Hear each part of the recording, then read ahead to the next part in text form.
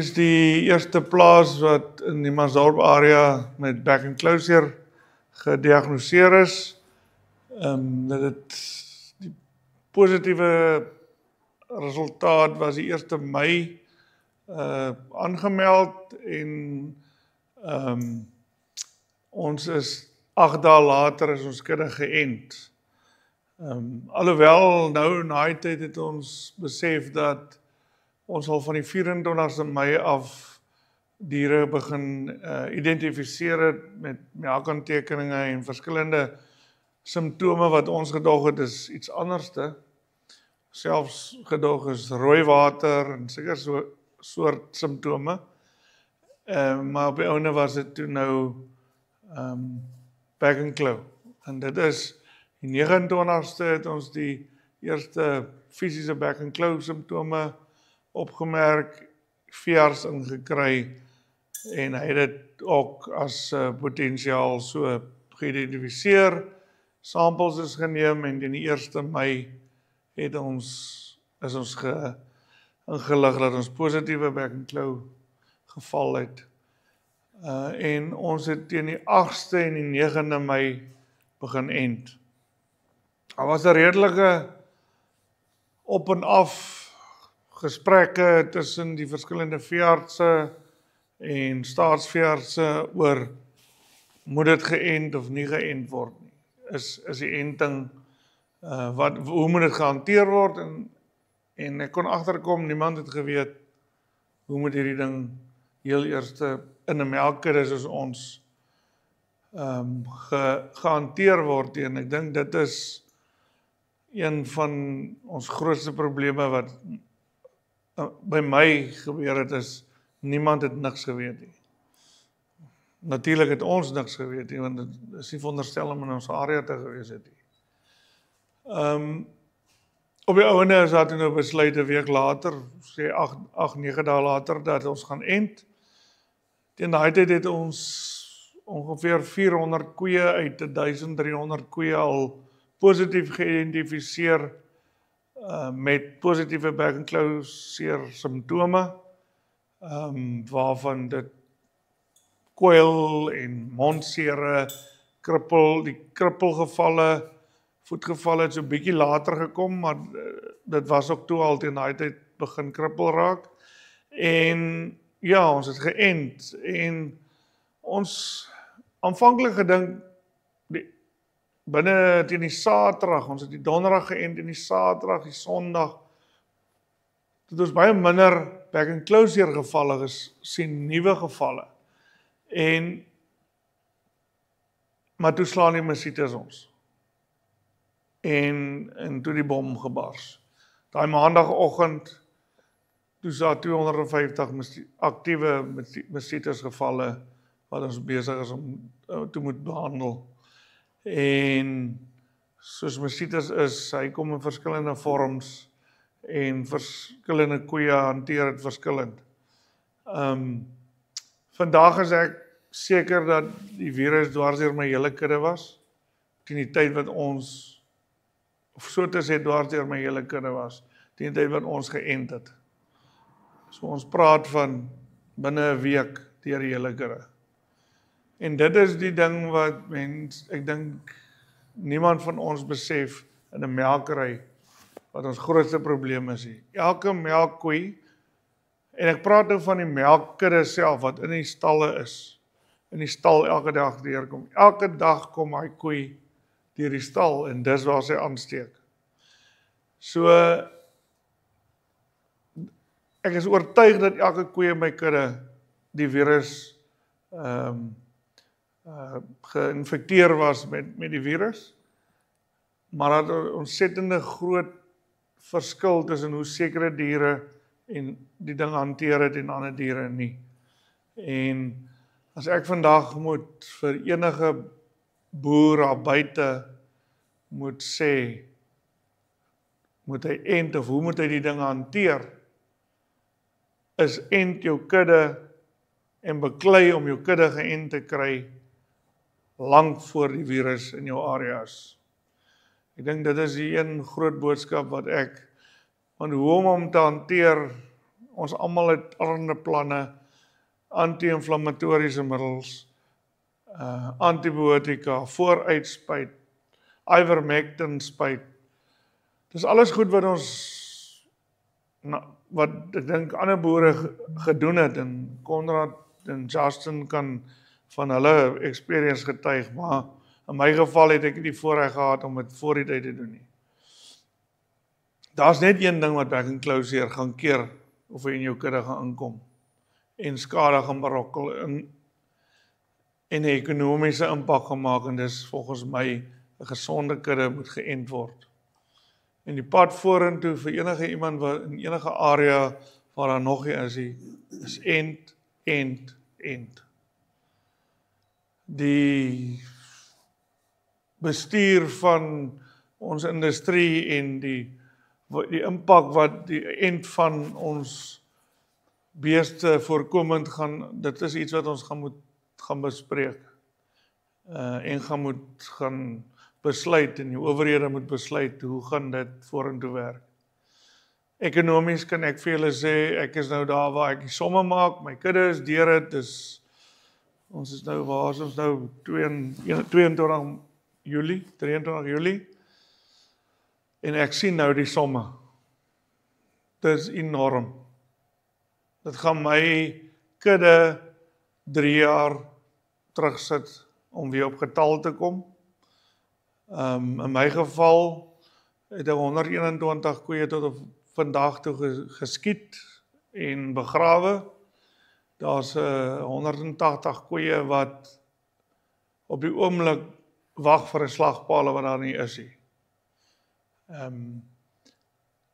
So dis ook 'n inkomste wat ewe skielik uit jou inkomste stroom verdwyn het en dan uit jou kontantvloei verdwyn het. Die koeie melk nou na 3 maande normaal. Die koeie wat dit gemaak het en wat oor is. Ons melk tans 1100 koeie waar ons veronderstel was om 1350 koeie moes gemelk het. So julle kan die som maak die hoeveelheid melkinkomste wat ons minder al op is teenoor begroot is. So en dan die impak van verse in ons area waar jy verse op ander plase aanhou en skuif van een plaas na die ander plaas. Almal is nie noodwendig in daai posisie nie, van ons is.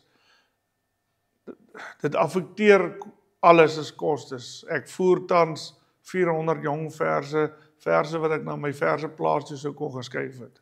Maar daai verse word uit die voerkar uitgevoer. Dis 'n enorme koste, meer as wat jy voorbegroot het. So, moral of the story, end jou gesonde kudde en sorg dat die dinge by jou uitkom nie. Biosekuriteit is deel van die pakket, maar biosekuriteit gaan nie hierdie ding net keer nie. Nie in ons bedryf nie. Ons is nie 'n varkhok of 'n hoenderhok wat mense kan beheer en water en al daai goed kan beheer wat by jou plaas in en uitkom nie. So dis my 2 cents about it. Ek weet nie, die ander manne, Konrad het hom net geslaan net voor hy veronderstel was om te end. Hard beklei om te end en toe kry dit nie reg nie en toe sy positief. So ek dink Konrad kon meer voorsorg getref het of het vooruit die ding beklei in terme van antibiotika, anti-inflammatoriese middels gebruik. Konrad, jy weet wat jy gedoen het. En ja, ek is Konrad Reier. Ek plaasnaam is Brandewyn Kop. En ek moet sê vandat die ding uitgebreek het, drink ek so 'n bietjie meer brandewyn as wat ek in die verlede gedrink het. Maar dis ook verstaan. Ja, Boel is 'n goeie vriend van my, so ek en hy het gereeld met mekaar gepraat toe die siekte by hom uitgebreek het. En ek het geweet wat op pad is na my toe. Ek het al van tevore gesê, ek het geweet, hier's 'n brander, hy's besig om homself op te tel, en ek het geweet die brander gaan oor my kudde breek. Maar ek het geweet, daar's 'n manier op hoe onder die brander kan kom, en dit was om te ent. Ek het die 6de Junie al aansoek gedoen om my kudde te ent. Daai tyd het die staat net positiewe kuddes geënt. Hoekom weet ek nie, dit gaan my verstand te bowe. Ons boere in die area met die hoogste konsentrasie van beeste bymekaar, en ons het nie 'n 10 km radius van buitekant af binne toe geënt nie. As ons dit gedoen het, was seker 'n kwart van die kuddes positief wat duidelik positief is. So, ek huiwer nie eers 1 sekonde daaroor nie. Maar dit het nou nie, daai voordeel was nie na my toe gegaan nie. Op die 26ste Junie is my 1 melkstal positief gewees. Ook maar baie proaktief koeie uitgekeer op indien hulle melk geval het, elke dag daai koeie se monde oopgemaak het om te kyk of ons enigiets sien, en ja, toevallig toe sien ons daai eendag 'n koei, so ja, ek dink ek is baie vroeër geënt as wat bul geënt is, toe die siekte by my uitbreek. My tweede stal is daai Vrydag geënt, en daai Maandag het ons eerste geval daar gesien. So ja, ons is toe nou geënt. Ek moet ook sê, ek is, en my bestuur is, Valperi wat by my is, altyd van ons kan, as ons in 'n hoek vasgedruk word, kan ons beklei. So, toe die siekte uitbreek, ons kan hom fight, en ons kan alles doen wat ons kan, en ons beste gee daarso, maar ek moet sê, daai maand voor dit was amper erger geweest, omdat jy geweet het die brander gaan oor jou breek, en jy kan niks daaromtrent doen. Dit was regtig uitmergelend, dit moes nooit gebeur het nie. Die staat moes ons die geleentheid gegee het om ons kuddes te beskerm. Hulle het geen idee wat dit aan 'n kudde doen nie, wat dit aan 'n besigheid doen nie, aan 'n melkboerdery doen nie, veral aan 'n vleisbeeskuddes, maar ek het 'n vleisbeeskudde ook, daar gebeur niks, ek het 'n saak met hulle en hulle gaan aan. Ek gaan geen finansiële implikasies daar hê, nie soos by die melkery. Met Boel se aanloop tot dit het ons daarom so 'n bietjie 'n beter idee gehad van wat kan werk en wat kan nie werk nie. So ja, obviously het ek nou maar die kitchen sink na my hele kudde toe gegooi. Klomp goeders gedoen. My kudde is al flippend 3 keer geremiddel, hulle is al ge-exceed. Dat ek dit ook net dalk verduidelik wat die denkwyse agter dit is. Kom ons sê as ek nou na my huisdokter toe moes gaan en ek het werk en klou gekry, dan sou die huisdokter vir my definitief op iets anti-inflammatories gesit het. Hy sou my definitief by iets op pyn gesit het, en hy sou my definitief antibiotika gegee het, vir dit wat kom. Dis 'n virus, daai goed gaan niks aan die virus doen nie. Jou liggaam moet met sy eie teenliggaampies gaan hy die virus beklei, teenliggaampies kry, en dan gaan hy die virus doodmaak in die liggaam. Die ander manier is, jy moet ent, jou liggaam gaan teenliggaampies kry, en dan gaan jy nie siek raak nie. In my geval het my diere siek geraak, so ek kan net die bakterieële ander simptome wat plaasvind met die siekte kon ons probeer bestuur en dit ligter maak vir die koeie. Dis hoekom ons die koeie Rimeldal gegee het om hulle koors af te bring, hoekom ons hulle anti-inflammatoriese medisyne gegee het en die pyn, en dan die exceed, hy gaan nie deur die liggaam barrier na die eier toe nie. Dis die enigste antibiotika wat ek my koeie kon gee, want die battle is nie net in die eier nie, die battle is in die res van die koei se liggaam. As die koei nou 'n battle het in haar mond en 'n battle in haar voete het, veral waarvoor exceed gemaak is, gee dit die koei kans om meer witbloedstelle beskikbaar te hê om die battle in die eier te gemaak. Dit is basies die redenasie agter dit als gewees. En dan obviously alle minerale, alle vitamine tot die maksimum toe gedruk, ons voere verander. So ons het 'n klomp goeders gedoen om die implikasies van hierdie verskriklike siekte in 'n melkkudde te probeer verminder. So dit is maar ons approach tot dit gewees. Ten spyte van dit, alles wat ek gegooi het, het die siekte ons nog steeds verskriklik hard geslaan. Om 'n idee te gee, ons melk gemiddeld deur die jaar so 1650 koeie en ons piek hierso Oktober maand so op 2000 koeie in die kudde. Januarie was hier nog 1950 koeie in die melk gewees. Van Januarie tot die 26ste Junie toe die siekte by my uitgebreek het ons net 46 koeie vir mastitis behandel vir die hele jaar sover. Van die 26ste tot vandag toe het ons al seker 210 koeie het in daai kort tyd al behandel. So ja, dit is rondom jou mense en jou staf. Ek het dit nog relatief lig in vergelyking met van die ander manne. Mens kan self dink, sou 400 koeie elke dag moet behandel, elke dag reg moet uitmelk. Dit is 'n absoluut uitmergelende proses op jou bestuur en op jou mense wat vir jou werk. Yes, my mense op my plaas is moeg, ek is moeg. Dis elke dag wat jy die ding fight. So ja, dis al wat jy maar kan doen. So as jy dit kry, good luck, dit gaan nie maklik wees nie. Ja, soos ek maar gesê het, al maniere hoe jy dit kan stop omdat dit 'n virus is ongelukkig maar deur te end. Daar is nie 'n ander manier nie. As ek kyk hoe die siekte in ons area versprei het, van die boel se uitbraak het nie by ons uitgekom nie. Sy uitbraak het basies niks met my te doen nie. Ek dink is dalk 'n selfe lorry gewees wat beeste vervoer het, ons weet nie. Niemand weet tot op hede nie, maar waar die siekte uitgebreek het, wat my siek gemaak het, is dit die heel boonste plaas. En ons het kort daarna 115 mm reën oor 'n naweek gehad.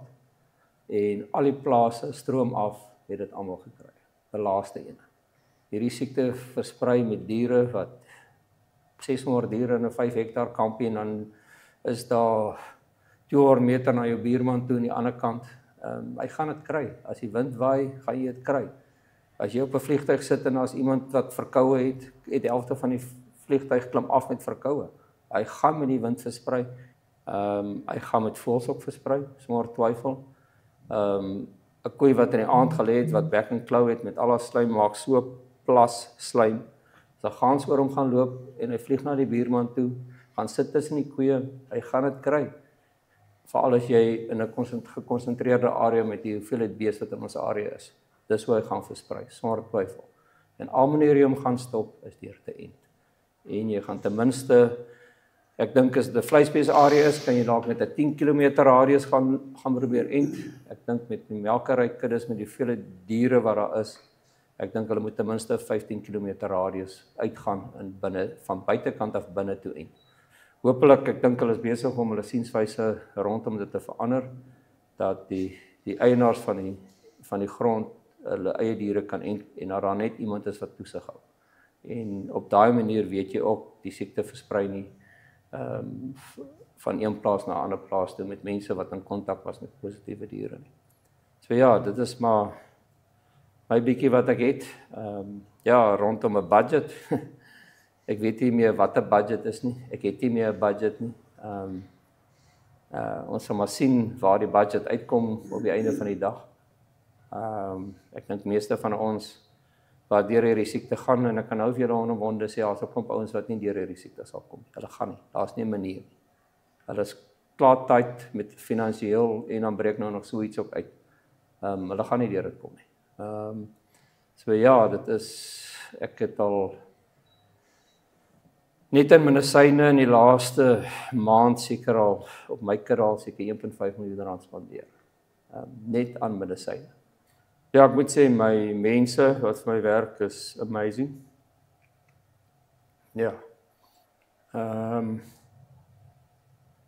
Dan moet ek ook sê melkkopers, die melkkopers wat na die park toe gekom het, wat bereid is om hierdie positiewe plase se melk te vat. Ek haal my hoed vir julle af. Ek weet nie wat ons sou doen as julle nie na die park toe gekom het en ons melk gelaai het nie en bereid is om hierdie hoë somatiese melk nog te vat ook.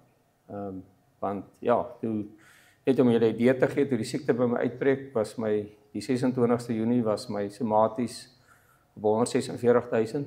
'n week later is hy 446.000, nog 'n week later is hy oor die 800.000. Dit is hoe vinnig die siekte deur jou kudde versprei. Hoe het net ook gepraat van 'n 100% infection rate in jou kudde. Daai is definitief so. My agterste melkstal toe die siekte uitbreek, ek dink dit was die 1 Julie, ja. 1 Julie die siekte daar uitgebreek wat ek eers 'n positiewe koei gesien het. Toe het ek die koeie in probeer split omdat ek nou geënt is om hulle het gesê jy moet die viral load verminder tussen die koeie dat jy jou positiewe koeie een kant het en jou gesonde koeie een kant hou. Dit het ons presies gedoen. Elke dag koeie uitgekeer. Sy uitmergelende proses elke dag gewees om dit te bestuur en te operate. Tussen die spanne koeie is die bakke ontsmet en weet nie wat als gedoen nie. Maar ja, dit is als gedoen. Al my positiewe koeie het 'n mineraalinnspuiting gekry, hulle het Rimadyl gekry en hulle het almal Exceed gekry. Elke positiewe koeie op my plaas. En toe so 10 dae later nadat die uitbraak daar was, toe besef ek maar my positiewe groep is basies nou groter as my groep wat nou skoon is. En toe stap ek maar die oggend tussen die klomp skoon koeie in. En toe sien ek maar luister hier's 'n klomp van hulle wat anyway positief is. Hulle het slaim op in hulle monde. Hulle het net nog nie kontaktiwiteit met mastitis gewys nie. En hulle het net somehow net nog die melkdrop gewys nie. Dat ek hulle op daai manier uitgekeer het nie. En toe het ek besluit ek gaan daai skoon koeie nou maar net dieselfde behandeling gee wat die ander groep gekry het, dan weet ek my hele kudde ten minste dieselfde behandeling gekry. En ek het daai koeie uitgekeer en ek het toe besluit man, ek gaan die eerste 30 koeie van die 180 wat nog in die skoongroep oor was, het ek uitgekeer en hulle bekke oopgemaak en die eerste 30 wat nou die gesondste koeie is wat eers in jou melkstal inkom wat definitief die siekte moet hê nie. Al 30 van hulle het seer op hulle bekke gehad. So ek kan omwonde sê dit het seker 12 dae gevat om elke koeie my kudde positief te kry. Dis hoe vinnig hierdie siekte deur jou kudde versprei. Om te dink jy gaan plannetjies maak as die siekte by jou uitbreek, jy gaan nie. Jou hele kudde gaan dit kry, guaranteed. En dan sit jy met al hierdie finansiële verknorsings waarmee jy sit om met die mastitis om deur te kom. Ja, dis maar my 5 cents rondom dit. En ek dink is nou Justin se beurt. Gelukkig het ek 'n aandeel daar by Justin. Ek het daar 'n paar koeie wat daar by hom loop so. Ek kan daarom sê ek het koeie wat geënt is wat nie bek en klou het nie. So dis wonderlik. Okay, my naam is Justin Miller. Ek is van Reebok Rand Dairy. My storie is nie so lank soos Boel en Konrad se storie nie, want ek het nie ervaar wat hulle ervaar het nie. Maar soos Konrad gesê het, is ons almal uit die branders sien aankom of altyd by Boel gebeur het. Toe het ons, waar ons is gedink, ja, maar dit gaan nie by ons uitkom nie, want dit is redelik ver van ons af, maar toe die eerste boere in ons area positief bevestig is, toe begin mense te besef, maar die brander is nou hierso. En ja, toe, dit was maar 'n tydbom, jy het maar gesit en wag, jy het nie geweet wanneer of hoe nie, maar jy het in jou agterkop het jy geweet, jy gaan heel moontlik die volgende ene wees. En ja, toe Konrad positief bevestig was, toe 'n week later was ek meen Konrad is ook my buurman, maar sy beeste loop nie so naby soos die ander buurman Poufontein nie. En toe 'n week later, na Konrad positief is, toe's Poufontein positief. En toe het ek begin worry. Maar toe was dit half klaar te laat vir my om ek het 'n ander siening gehad oor die hele ding. Konrad het gesê hy het gespuit en hy het die goeie gedoen.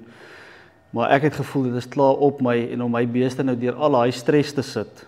Ek het gevoel ek moet die stres verminder en hulle nie werk en goed te spuit en net eenvoudig hulle net laat kalm wees, omdat dit klaar teen my was, en ek het nie geweet of ek dit alreeds het of wat nie. En ja, toe my buurman end, ek obviously ook al aansoek gedoen om te end, en toe ek dink hy die Vrydag en die Maandag geënt, en ek het die Woensdag 10 Julie, toe kon ek end, vrywillig end. En daar was 'n paar ander ouens wat saam my geënt het op dieselfde tyd. En ja, die enigste versoek wat ek gedoen het was aan die staatsveearts dat ek soek net een tegnikus wat uitkom na my plaas toe. En ek gaan self die naalde verskaf en ek gaan elke bees met sy eie naald end. En ek gaan my eie spuite voorsien, nuwe spuite. Maar ek wil ook help end. En ek het dit reg gekry, die staatsveearts het vir my gesê, was reg, hulle stuur vir my een tegnikus. Ek het my eie naalde, eie spuite en ek het al my diere self geënt. En ek dink soos Konrad ook gesê het in sy storie, ek dink dit het 'n groot voordeel gehad vir my. En ja, ek het geënt, kwaai gestres tot nou toe. Ek voel nou 'n bietjie beter want vandag is 3 weke nadat ek geënt het en ek het glad geen simptome gehad nie. Ek het geen neeweffekte gehad nie. Alles het net soos normaal aangegaan. My beeste dit was maar 'n bietjie stresvol om te ent want jy wil so vinnig as moontlik klaar ent. So die melk het 'n bietjie geval. Ek het die Woensdag geënt en die Saterdag toe is my melk weer normaal. En die Maandag toe is die melk al weer in 'n opwaartse rigting. En dieselfde met die somaties. Ja, so ek weet nie al wat ek kan sê, my enigste advies is, en daar het baie mense my gebel, want omrede daar ouens was wat saam my geënt het, en hulle 3-4 dae later het hulle koeie gehad met simptome en goede. Toe was daar baie verwarring gewees, en mense het my gebel en gevra, ja maar hoekom het jy geënt, en jy het nie simptome nie, maar die ander ou wat langs jou is, het geënt, en hy het nou simptome, en my enigste antwoord was, dat sy beeste reeds positief moes gewees het, toe hy geënt het. Dis al wat dit kan wees. En ja, maar tot vandag toe kry ek oproepe om te vra wat het ek gedoen en wat ek het niks gedoen behalwe vir wat ek nou gesê het nie. En ek is ja baie bevoorreg dat ek nie hoef te sukkel met wat hierdie ouens mee gesukkel het en wat hulle deur was nie. En ek dink ons almal kan leer uit die hele storie uit. Maar ek dink die groot vraag wat almal het en wat is die pad vorentoe? Ons het almal nou geënt, hierdie ouens is amper, of is nog steeds besig met die proses, maar hulle is amper deur alles. Hopelik vinniger as wat hulle dink, maar die ding is, wat gaan vorentoe gebeur? Ek het nou geënt, maar oor 6 maande gaan ek weer moet ent. So, ek dink dit is maar 'n ding wat ons maar op moet hamer, is die pad vorentoe. En as jy kan ent, al is jy 20 kilos, 30 kilos weg ent, want hierdie ding kom vinniger as wat 'n mens dink. En as hy by jou is chaos. Ek kan maar net praat met mense wat dit reeds het en maar net hoor en na hulle stories luister en maar net elke aand dankie sê dat ek nie positief is nie. En ja, die koeie, soos ek sê, daar was geen reaksie gewees wat ek kon sien, geen diere wat nie lekker gelyk het of enigiets, als het net normaal aangegaan. En ek was eintlik kwaai verbaas gewees, maar ek het elke dag wat verby is, het ek, as mense my bel, het ek net vir hulle gesê, moenie my nou bel, wag net eers, hulle gee net tyd, want ek kan nie nou vir julle sê, hoorie, dit is so, en niks gaan gebeur nie, en dan gebeur daar iets, so, dat ek net eers verseker weet, alles is fyn, en ek is negatief, en dan kan julle my bel en vir my vra. En dit is maar dit. En dit is nou vandag. Nou kan julle my maar bel, glo ek. 3 weke later. Geen drama, geen skade. Ja, maar soos Konrad het ook gesê met die water ding en ek meen al die afloop water goed. Ek is gelukkig in daai opsigte. Ek sit heel aan die bokant van hulle.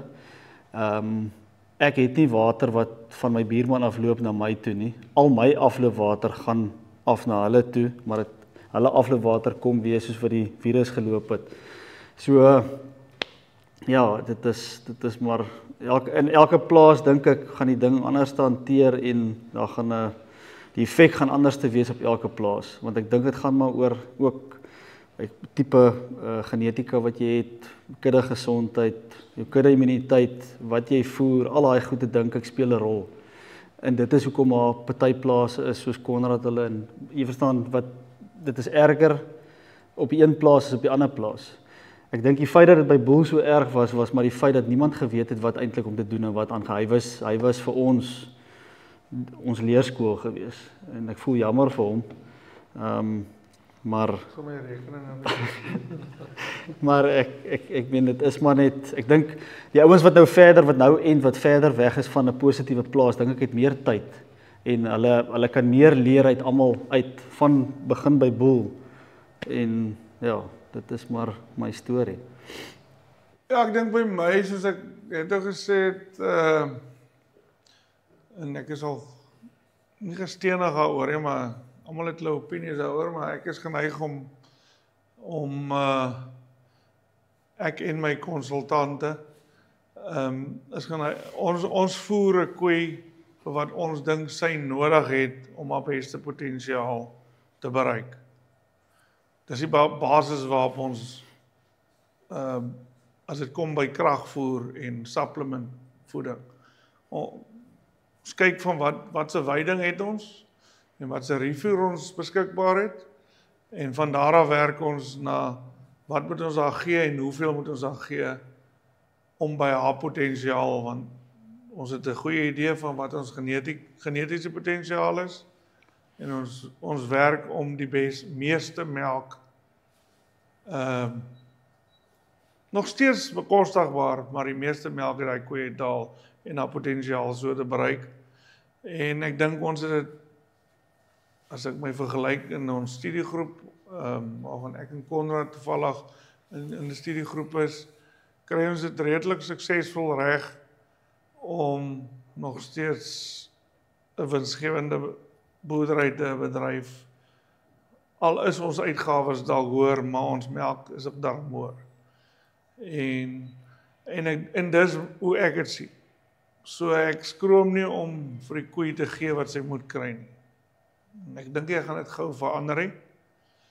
En ek dink die groot gevaar is juis as jy in 'n situasie inkom waar jou koeie onder 'n geweldige stres gaan, as hulle alreeds op die lyn van amper te min of nie genoeg is nie, dat jy het nog erger gaan ervaar.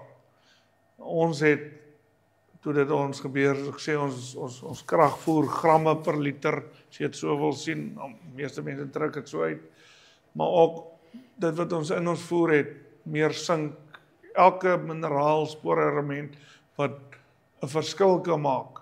Sink weet ons is baie te doen met hoewe en die hoefhardheid en so het elke verskil, ek is nie 'n voedingskundige nie, dis hoekom ek nie myself inhou nie, en ek luister na die ouens, en ons het alles wat ons kan na maksimum gedruk, wat ons kon, ongeag die koste. En ek het koeie verloor, ek het skade, ek gaan 300 koeie minder teen die einde van die jaar melk, as wat ek veronderstel is om te melk.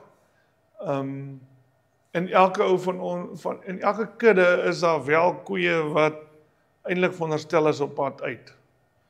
En miskien dalk moes hy weg gewees het. Ek dink dit is 'n ander belangrike ding wat, as ek vir enige aanhou kan sê, 'n passenger moet glad nie op jou plaas bly nie.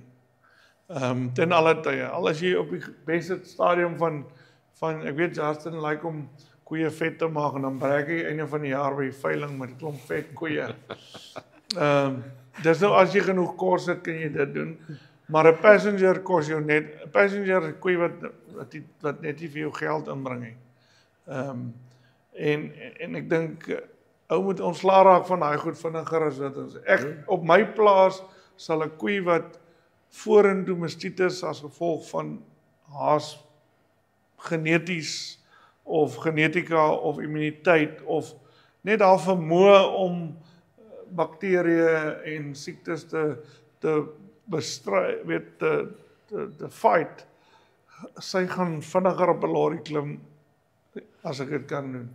Want dis daai koeie wat jou weggooi en vir jou baie geld kos die dag as so iets jou slaat. So ek dink dis definitief by my ding. Ons gaan daar net so 'n halwe kansie gee. Maar jy gaan nou vir die volgende 6 maande gaan jy doen wat ek moet doen Ja. om hulle vet te maak. Ja. So ek Nee, want ons kan nog nie slag hê. ons kan nie slag nie. So ja, dit is nou maar ja, die manier hoe ons gaan kyk, dink ek na gesonde koeie en hoe ek sal aanbeveel 'n ou wat hierdie ding nog nie getref het nie. Jy moet baie vinnig gaan kyk wat is jou koeie wat gaan uitbom en kan fight. En my toekomsplan is om spesifiek na koeie te gaan kyk en hulle te vermeerder wat deur hierdie ding gekom het en ongedeerd letterlik hierdeur gekom het en dis die koeie wat ek gaan vermeerder.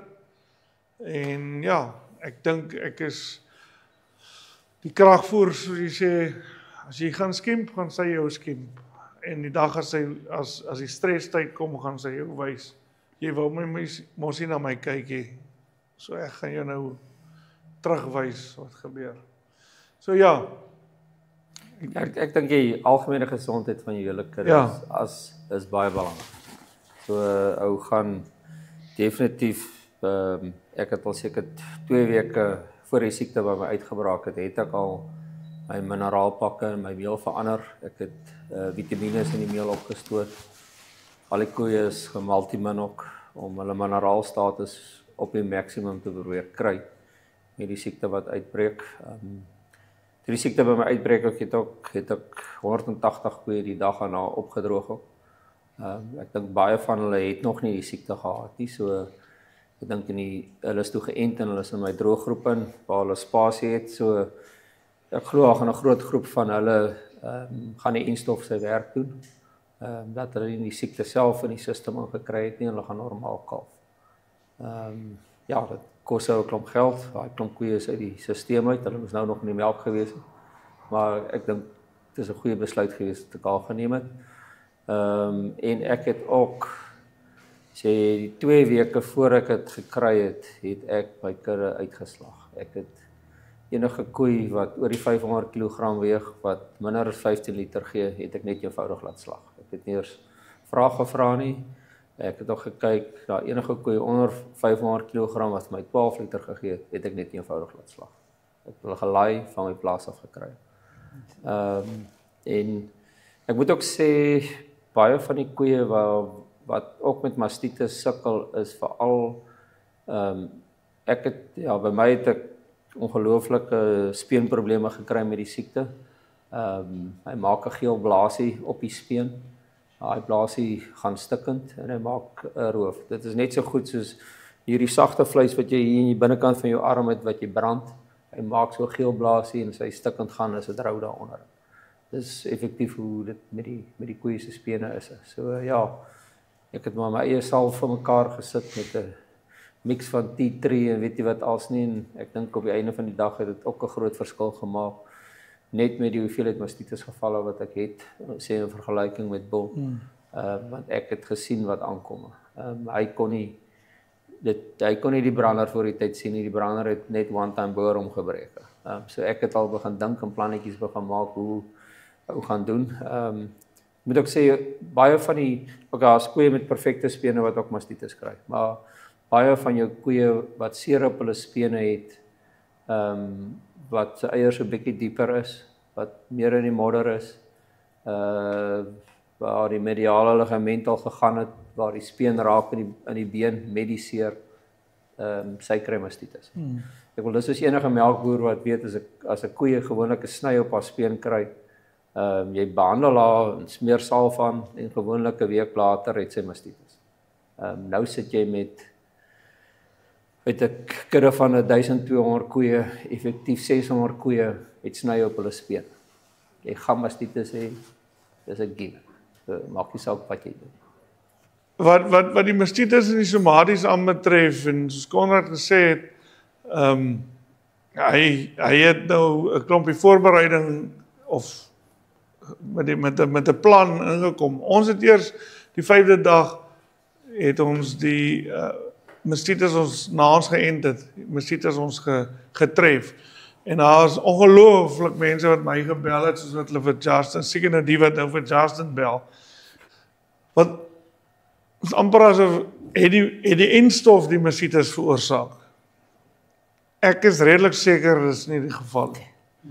Dit is die virus en die siekte en die nagevolge van die virus, want die virus val kliere aan en 'n eier van 'n koei is 'n enorme klier op die einde van die dag. Jy kry ding soos 'n melkklier en hy val hom baie graag aan. Dis hoe ek die slim veeartse en mense my verduidelik het. So in ons geval het ons somaties van rondom die 200,000 opgegaan na net onder die 4 miljoen. Ons het hom wel afgekry, maar nou moet jy verstaan, jy haal outomaties al die koeie wat muskieters het uit en daai melk word weggegooi. Ons het op 'n stadium 6.500 liter melk in die drein af gegooi, wat muskietersmelk was, koeie wat behandel word. So met ander woorde, ja, ons stal gemiddeld, as ek dit kyk van waar ons was, op 24 liter, het geval binne 'n maand na 17 liter toe. Dit sluit nou die melk wat ons weggooi in. Ons het seker so vir die eerste maand se gemiddeld was ons uit nou afgekom. Eerste maand se gemiddeld was 1,5 miljoen somatiese telling. En wat die gemiddeld vir die maand was. En hy moet nie oor 500,000 eintlik wees nie. Die tweede maand, dit was Junie maand, het ons hom afgekry na 700,000 gemiddeld toe. En ons is nou in Julie daarom onder die 300,000. Dit is van 200,000 en daar's party dae gewees wat ons nooit muskieteskoeie gehad het nie. En ek het 'n redelike hoë produksie kudde. Wat my Holsteins aan betref, hulle was op baie stadium 29 liter stal gemiddeld vir die hele Holstein kudde, wat redelik hoog is. So dit beteken as koeie wat 50 liter plus gee. En ons somaties was redelik onder beheer. So dit het 'n groot impak wat somaties aan betref. Ons het letterlik die 5de dag toe besef ek het eendag ingestap en dit is die probleem van die ding as dit kom by bestuur.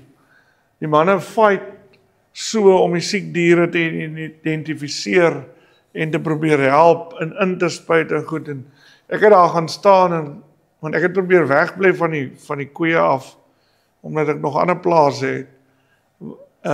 Laat ek nie by die dairy gekom het nie, vir die eerste ruk, wat bitter swaar was, want ek wou nie myself expose tot die siek diere by die dairy nie, sodat ek by my ander plase kan eerder gaan help, en maar so op 'n afstand probeer raad en planne gee, en toe ek die dag besluit, ek gaan soontoe, en ek sien wat aangaan, en ek gaan staan net stil, en kyk, toe besef ek maar, ons sit met rowe, soos Konrad gesê het, op die spene, want toe is ons nou al op die stadium, wat al die blaasies en goed, het rowe geraak. Ons het selfs rowe en seertjies binne in die speenkanale gevind. So wat gebeur het, nou die normale prosedure was, koei kom in, speendop word aangesit, in die middag het ons wel ons koeie gestrip, en om te sien of waar die muskietes is nie. Maar toe besef ek, maar dit word nie ordentlik genoeg gedoen nie, en die koeie met die rowe word nie reg uitgemelk nie, want die spene word geblok. Toe het ons dadelik nog ekstra mense ingebring, en seker gemaak, elke koei wat op die tafel klim, en wat voor die klaustukke aangesit word hy spene en die roofies afgetrek, en die spene word uitgemelk, tot ons sien die melk vloei, en dan is hy gemelk en selfs na die tyd, maar wat ook gebeur het, koeie, die klous, sy kry weer 'n blokkasie terwyl die klaster aan is, en dan melk sy nie reguit. So ons het na die tyd daar ook 'n ou gestaan en dan speen salf, ek het nou nie die voorreg gehad om Konrad se salf by stadium te hê nie, maar ons het nou maar gewone speen salf en speendope en daai rowe dan nou behandel en eers toe ons daai seere begin reg kry en daai seerspene met die seertjies binne in en buite hom, hulle begin reg kry, dit begin beter gaan. Maar ongelukkig vir ons, teen daai tyd was daar toe nou al redelik skade aan van die koeie wat kronies of veral in die verlede al mastitis gehad het, so toe is die skade al gedoen. So vir enige ou wat vermoed, en het my ook iets geleer dat weer eens kudde gesondheid, eiergesondheid is net eenvoudig iets wat ons moet aan aandag gee.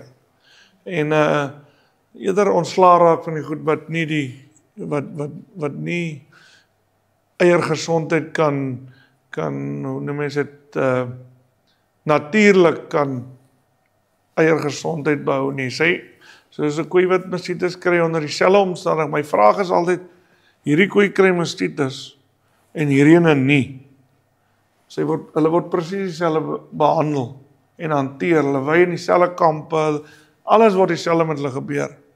Dan moet genetika ook 'n rol speel. So by my op my plaas gaan ons ernstig gaan na kyk hoekom daai een koei dit kan doen en die ander een nie. Kyk, toe die siekte by my uitbreek, het ek 2 mastitis koeie gehad op die plaas, op die hele plaas. Dis in al die koeie op die plaas, net 2. En daai koeie kry my aandag, as hulle opkom op die tafels, gaan kyk ek, hoe lyk dit, is hy reg uitgemelk, en alles is reg. Maar nou sit jy ewe skielik 150 koeie in die mix. Ek wil is onmoontlik om elke koei reg uit te melk, reg te bestuur.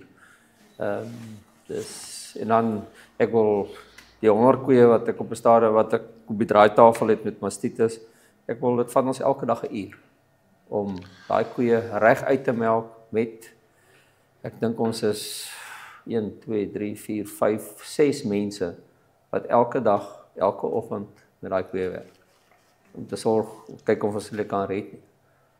En dan is daar ouens wat met hierdie siekte met 400 mastitis koeie sit. Nie net 100 nie. Dis nag. Ek wil is van 8:00 tot 12:00 in die oggend, dis al wat daai manne doen. Hulle behandel daai koeie, hulle werk elke dag met daai koeie. Dis nag. My arbeidkoste het 30% vir ten minste 2 maande. Ek sal nou sien hierdie maand is dit definitief beter, maar 30% gelig as gevolg van oortyd. Ons werk op 'n klokstelsel, so as jy soveel ure insit, dan word jy daarvoor betaal. So ons arbeidsure is ten minste 30% gelig vir daai 2 maande van Mei en Junie. En dit is maar oortyd. Ek moes so 1 of 2 ekstra mense inkry, skoonmakers en goed, want nou was net die tyd om nog koeie te behandel en skoon te maak. So, maar by einde van die dag 30% is jou arbeidkoste opgegaan. So dis ja, ook 'n koste.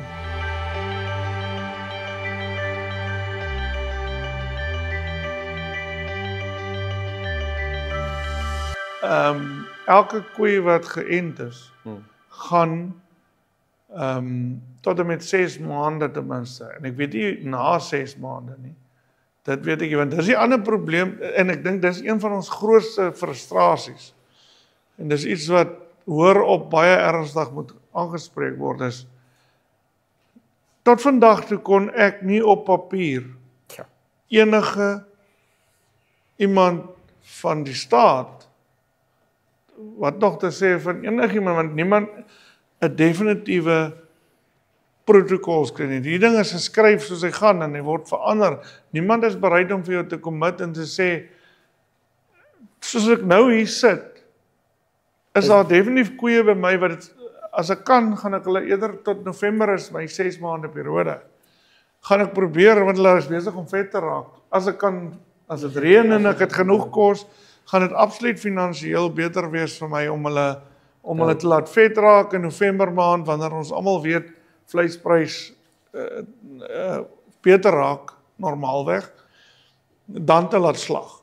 En dan gaan ek, nou, vir my is gesê, dat ons gaan na 6 maande kan jy normaal slag by enige slagpale. Ja, dit is 'n F-gebrande dier wat identifiseer as hy gaan so die vleisinspekteur by die spesifieke slagpale gaan nog steeds met die pH van die vleis.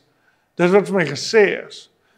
Maar dan loop jy om die draai, dan vertel 'n ander ou jou, dis wat weer vir hom gesê is.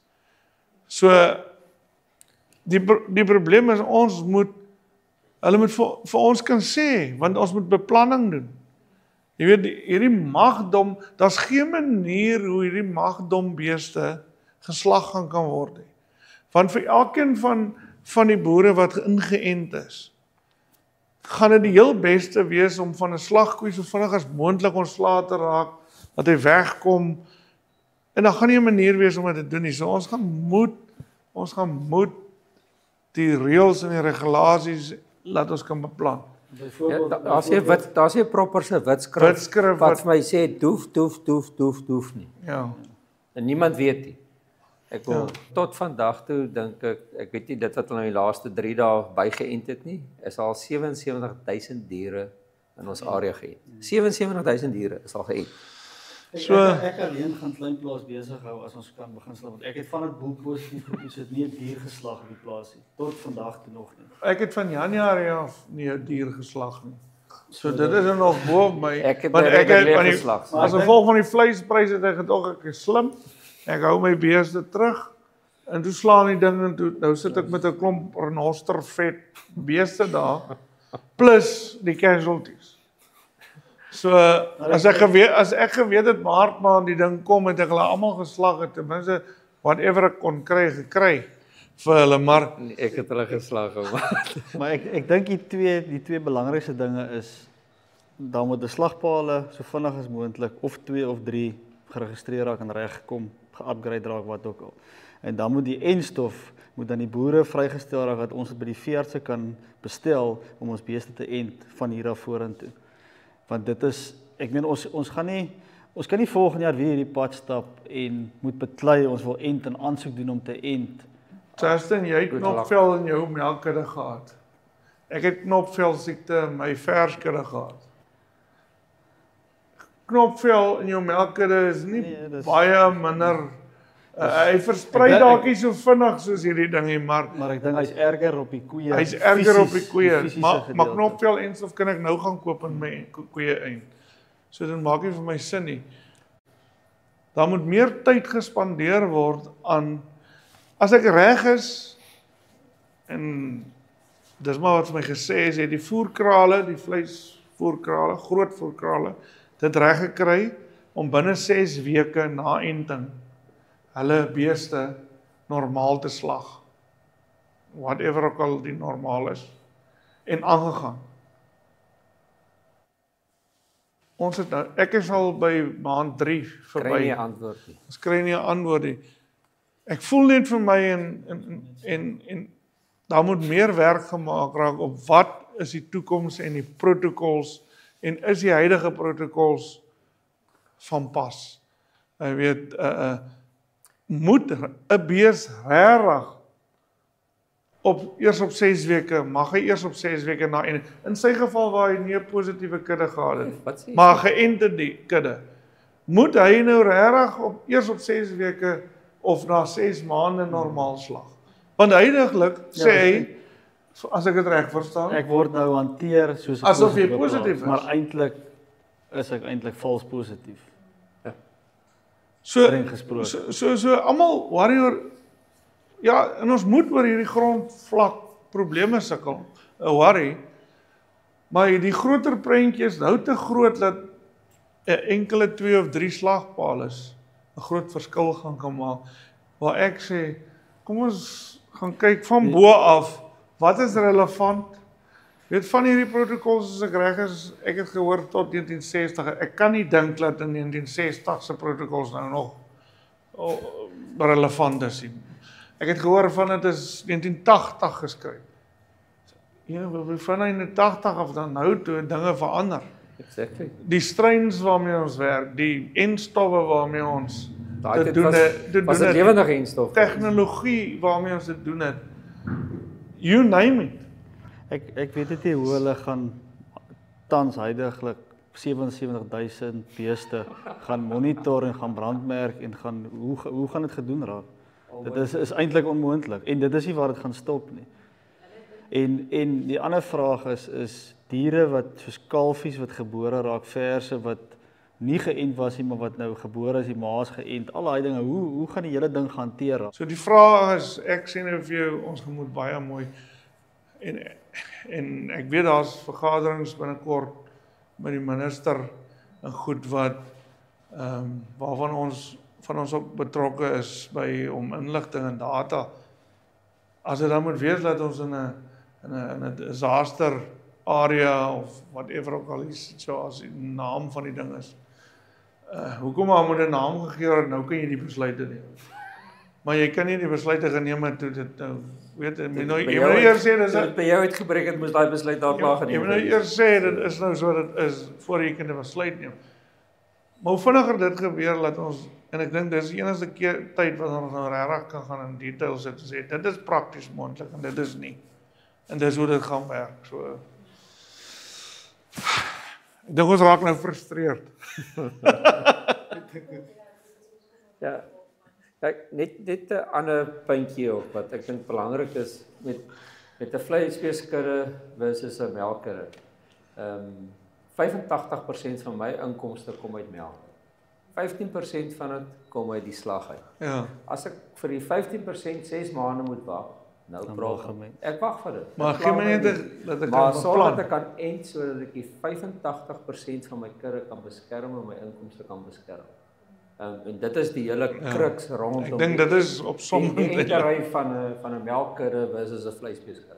Dit gaan om jou kudde se hoof inkomste te seker dat jy jou diere beskerm en dat jy jou inkomste kan. Dis baie maklik. As jy weet ek gaan hierdie maand end, dan kan ek mos nou sorg dat ek alles uitslag wat ek moontlik gaan wil uitslag. Exactly. En ek slag dit en ek doen my reëlings, jy weet en ek end. Al moet ek dan nou aansoek doen en sê hoorie ek wil daai maand end. En jy gaan daai maand end en jy gaan daai maand end. 100%, maar dan kan ons daai beplanninge doen. Daar volgens en dan weet ek okay, ek is vir maar hierdie 6 maande ding is nonsens man. Ek sien nie die jy moet amper al weer end. Ek moet amper al weer end en ek slag jy gaan Desember moet end. Ja, tussen 4 en 6 maande. Wat is die Oos-Kaapse melkbedryf werd? Sjoe. Asseblief.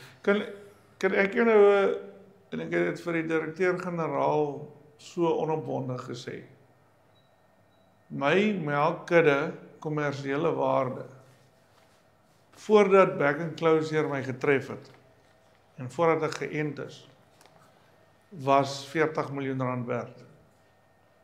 Die oomblik toe Back and Closure in my kudde versprei en ek onder kwarantyne gesit is en ek die beheer, ons was by 'n vergadering waar dit gesê is, ek gee eintlik toe ons geënt is en in kwarantyne die beheer oor aan die staat.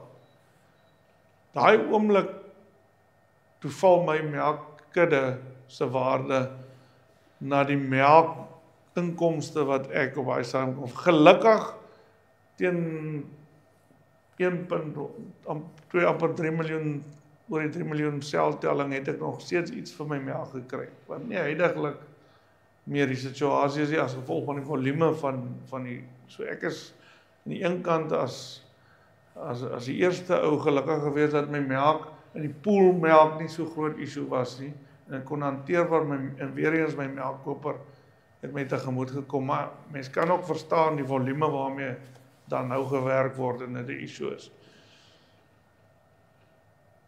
Aan wie verkoop ek my melkkudde nou?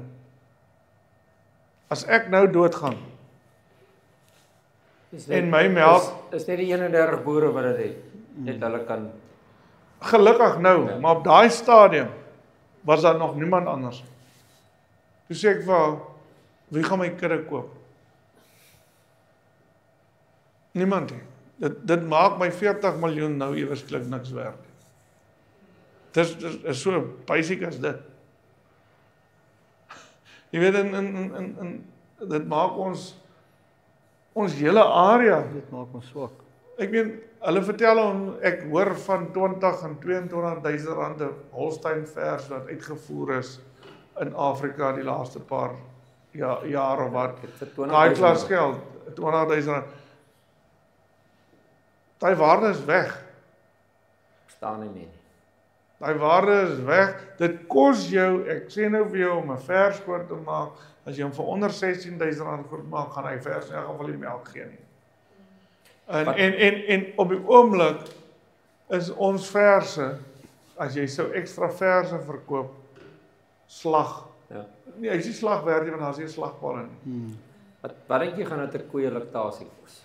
Net 'n rolweg so. Ek kan vir jou en Wonde sê vir my gaan dit ten minste R2000 'n koe. Ja. Klaar. En ek dink dis ouens wat baie groter skade het.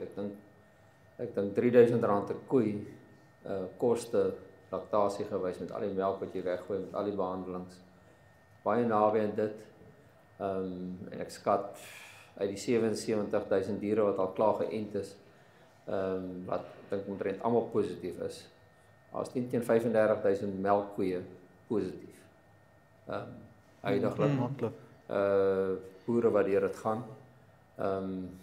Ons praat van R100 miljoen se verlies.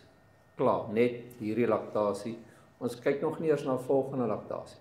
Want dis ons almal weet 'n koe wat nou mastitis het, die kanse dat sy volgende jaar mastitis gaan kry, sy eier is gedamaged for life. So daai syfertjie gaan dit loop en loop en loop. Ja, en dan het jy nog die faktor van hoe lyk die seisoen vorentoe? Droogte gewys, gaan dit reën, gaan dit nie reën nie. Nee, kyk as dit nie reën nie.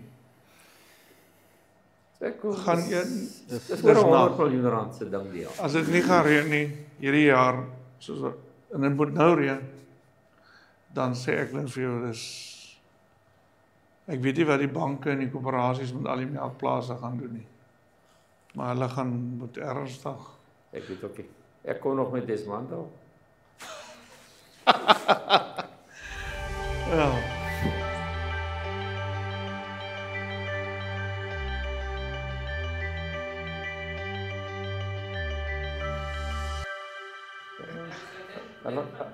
Hulle gaan na wetgewing gaan kyk. Ja.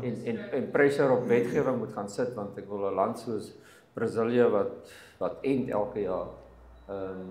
Hulle maak kaas en hulle voer die kaas uit. So wat is die issue? Hulle pasteuriseer nie. Hulle melk 2 keer nie. Maar in hierdie land is dit die wetgewing. Hoekom weet ek nie. Dit is presies wat ek sê. Maak nie sin nie. Ons grootste probleem is presies daai protokols, wetgewing, en is dit nog van pas vir vandag se situasie? Nie omdat ons nou wil shortcut vat nie, maar is daar nie onnodige blokkades, onnodige red tape wat maak dat ons nie kan 'n slagpale al gehad het nie? Definitief. Wat maak dat ons melkkopers nie kan uitvoer nie? Of die kaasfabrieke nie kan kaas maak met die melk nie. Ek weet nie wie Daai is die staat se verantwoordelikheid. daai is goed wat moet na gekyk raak, want Bag & Close is ons toekoms. Ja, hy is hier so. Hy gaan nie weggaan nie. Hy gaan nie weggaan. Hy's nou in ons grond. Nee, ek kon nog nooit, ek wil net weet, sê net vir my, maar is nie bereid om dit te doen. Ek het hoeveel keer gevra, ek meen met die aanloop van die ding. Daai vrae is alles gevra in die eerste, ek meen die eerste melkerye is letterlik omtrent 'n maand na my Ja. die volgende melkery, Dien, Ja. was omtrent 'n maand na my, né? Positief in daai maand is ek beloof jou ek het al daai vrae gevra. Sit net vir ons iets op skrif. Sê net vir my presies hoe moet ek maak? Ek wil net kan beplan. Ek het nie vir hulle gevra wat gaan julle my terugbetaal, hoeveel gaan julle my terugbetaal? Daai vraag gaan ek nog op een of ander tyd moet vra, want ek is een van die ouens wat geforseer is om, en ek is eers 8 dae later, my vraag gaan vra, hoekom het julle eers 8 dae gevat om my te ent? Waar ander ouens dadelik geënt is. Ja, ek dink as ek 'n week later geënt was ek daarmee. Daar's ouens wat dalk binne die volgende 2 maande, as dit nou 2 maande gevat, en miskien 'n maand, 'n slagpaal gaan beskikbaar hê wat hulle verliese gaan baie meer kan sny as ek die geleentheid gehad het. So ek gaan op my manier maar met die regte kanale gaan daai vrae moet gaan vra. En sê hoorie, hierso is die 121 koeie wat ek almal kon geslag het op 'n stadium. As ons 'n boodskap kan uitstuur aan alle medeboere in ander streke en provinsies en waar ook al, is gebruik ons as 'n voorbeeld. Ek meen daar is baie grondwerk en goede wat al reeds gedoen is en dinge wat reeds reg gekry is en wat in plek is. Gebruik ons as 'n model en bou op ons en leer uit die hele proses uit en doen dit so vinnig as moontlik, want hierdie virus het nie tyd nie. Hy werk op sy eie tyd en ons gaan niks daaraan kan doen om dit te vertraag of enigiets nie. Ons moet net alles in plek kry voordat dit by ons is. So maar 'n klein bietjie advies. Ja, ons wil ook maar net baie dankie sê, ons as boere en wat hierso sit vandag en ander wat op die plase is en sukkel met alles wat aangaan. Ons wil maar net vir die NPO baie dankie sê. Hulle het regtig waar baie moeite gedoen om alles te druk in 'n rigting in en die boere te help sodat hulle nie net vrywillig kan ent nie, maar die wat positief is net vinniger kan ent en ja, baie dankie vir julle ook. Okay.